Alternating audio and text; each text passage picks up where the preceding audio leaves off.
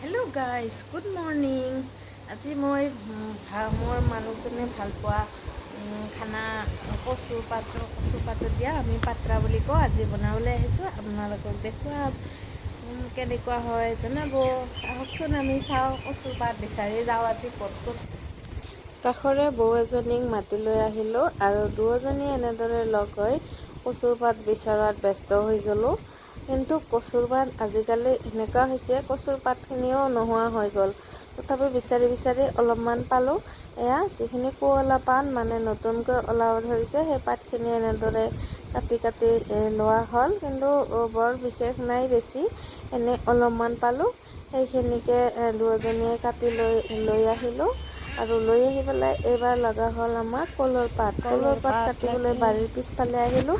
কলৰ গছজোপা বহুত ওখ, তথাপিও কিবাকৈ হ'লেও মানে অলপ মানে এসজা আৰু এটুকুৰা এয়া কলৰ পাত কাটি ৰেডি লৈ আহিলোঁ।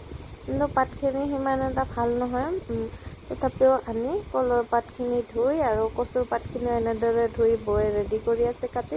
আৰু মই এইফালে হৈছে মেষ্টা টেঙাখিনি উলিয়াই দিলোঁ বৌক। বৌয়ে মেষ্টা টেঙাখিনিও তাৰ লগত কাটি পেলাই দিব।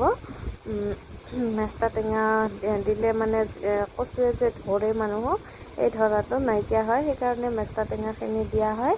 আৰু লগতে এয়া হৈছে নহৰু, 4টা নহৰু আৰু জলকীয়াও দিয়া হ'ব। এয়া নহৰুবিলাক এনেদৰে বাকলি গুচুৱাই ইয়াতে এয়া ৰেডি কৰা হ'ল।